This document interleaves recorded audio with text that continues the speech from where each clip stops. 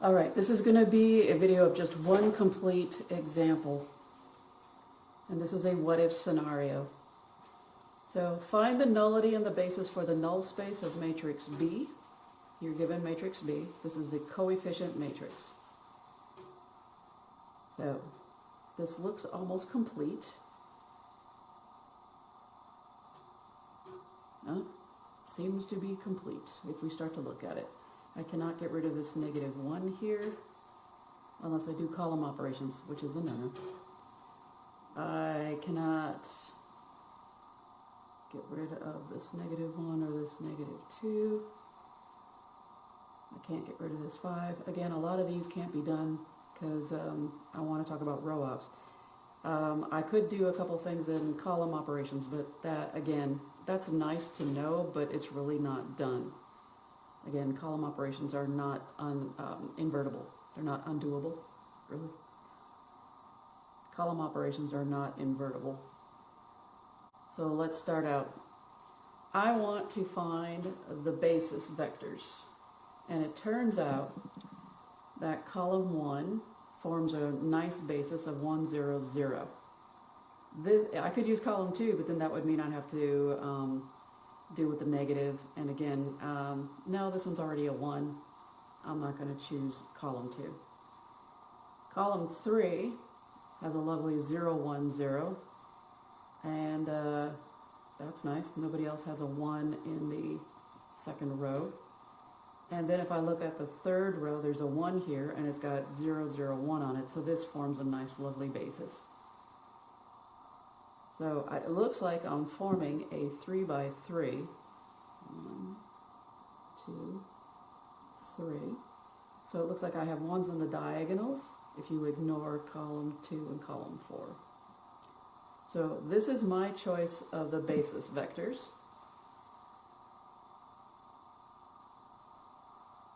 In this problem, it's easy to see the basis for a 3 by 3. Hopefully it was.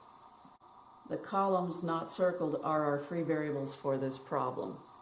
So let's talk about this. This is column x of 1, x of 2, x of 3, x of 4, x of 5, and x of 6. So the columns circled are pretty much the odd ones. And the even columns are ending up to be my free variables. So my free variables are going to be x of 2, x of 4, and x of 6. There are 3 free variables, which tells us that the nullity is 3. Now, I could say nullity of B, but the nullity of A still works. Who are my free variables? My free variables, again, are x sub 2, x sub 4, and x sub 6. These are my free variables. If I was asked to identify them, I would ask for what are, specifically, list my free variables. They would be x sub 2, x sub 4, and x sub 6. Again, this is along the lines of if it was a linear equation setup. So in a linear equation setup, you'd have, like 5x of 1 plus 3x of 2 minus 5x of 4 plus 10x of 6 equals 0, or something like that. If I skipped any variables, sorry about that. But the idea is, these are my free variables. If I list them, that makes sense why there are 3 free variables. The nullity is 3. Since there are 3 variables that we have in this problem, we are going to form 3 vectors for the null space. Now, if the number of free variables is 3, the nullity is 3, the dimension of the null space is 3. We are going to build the null space. The dimension of the null space is 3. 3 vectors will form the null space. Choosing which column vectors to be your free variable or variables is one of the biggest steps in this chapter. This choice is what you will be referencing and using for the majority of the steps in a full-out find everything problem, which is what this kind of is. So, again, my choice is x of 1, x of 3, and x of 5 for my basis. My free variables I chose as x of 2, x of 4, x of 6. It is actually much easier to circle your basis columns, and then anything not circled has to be your free variables. And so in this case, x of 2, x of 4, x of 6 are my free variables in this problem. let me show you a few alternative choices that you could have formed.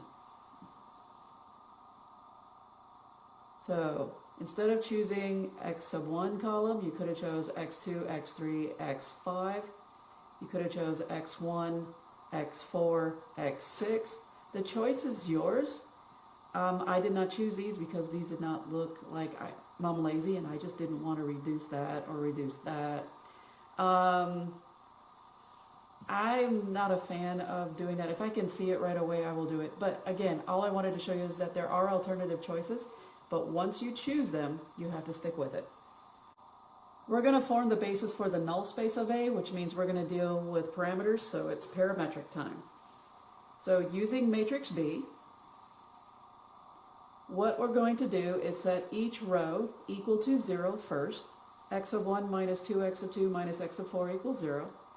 X sub 3 minus 2x sub 4 equals 0. And I have 1x sub 5 plus 5x sub 6 equals 0. What I'm doing is I'm basically forming a homogeneous augmented matrix, and that will help you set up step A. Because the reason why I'm doing this is because I want to solve, and this is one of the reasons why I also change all of my problems to an augmented homogeneous problem. Setting it equal to 0 does nothing to the problem. Adding 0 plus 0 does nothing. So adding this part and deleting this part doesn't matter. Once I have all of these set equal to 0, remember, who are my free variables? My free variables, I said, are x2, x4, and x6. That means that any free variable that I chose needs to be, when I solve this system right here, when I took every row, set it equal to 0, that means that all of these free variables better be on the right-hand side. At least these. If anything else happens, that's fine, but these 3 variables better be on the right-hand side when I solve. Notice that x1, x3, x5, which form my basis, are all being solved for. So these will be on the left-hand side. What I have now is x sub 1 equals x sub 2 plus x sub 4, x sub 3 equals 2x sub 4, and x sub 5 equals negative 5x sub 6. Since x2, x4, and x6 are my free variables, I'm going to call x2 s, x sub 4 t, and x sub 6 w. I'm just picking w because why not? S and t are the norms when it comes to parameters. I'm just using w because w wasn't used in any of this problem. Who you call s, t, and w does not matter so long as you keep it consistent from here on out as well. So I'm going to leave these 3 alone the way they are, and I'm going to rewrite my x sub 1, which equaled x sub 2 plus x sub 4. I'm now calling x sub 1 is equal to s plus t. X sub 3 I said was 2x sub 4. I'm going to let x sub 4 equal t. X sub 5 is equal to negative 5x sub 6. I said x sub 6 is w. We're going to use those 3 free variables that help us form the 3 vectors for our null space. One more time. 3 free variables will form the 3 vectors which form the basis for the null space. So in our case, we will form a mini 3x3 inside the null space. Now I call it mini, but it really is in there.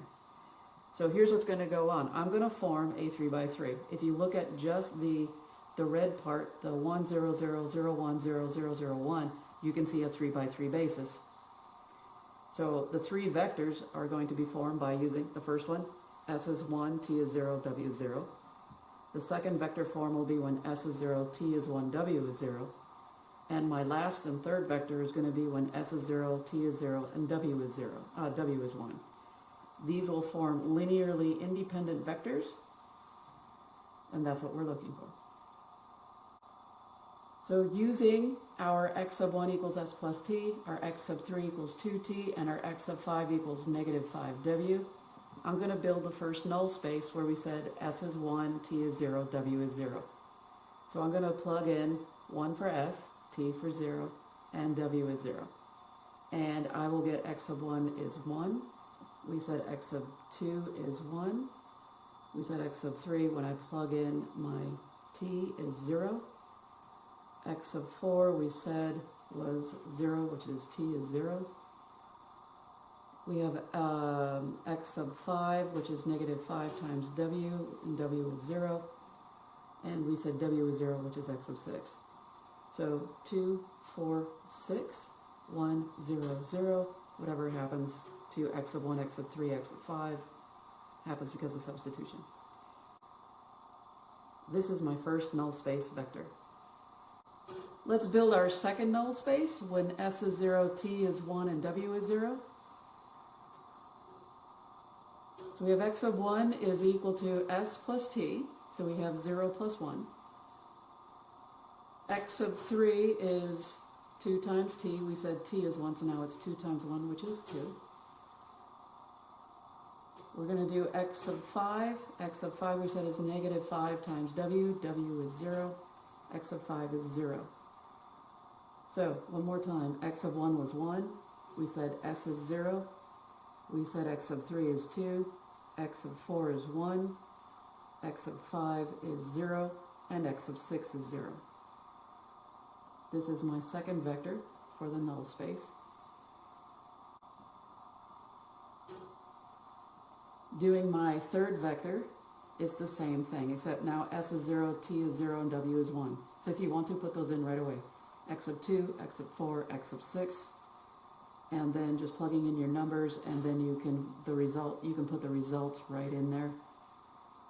So this is my third null space vector. Once you build your null space vectors,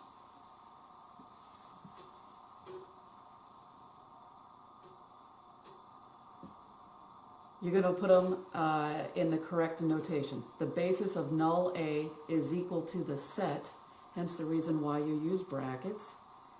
So the null space, the basis of the null space is the set of vectors, the first vector, the second vector, the third vector. This is what happens when you have 3 free variables and how you set it up.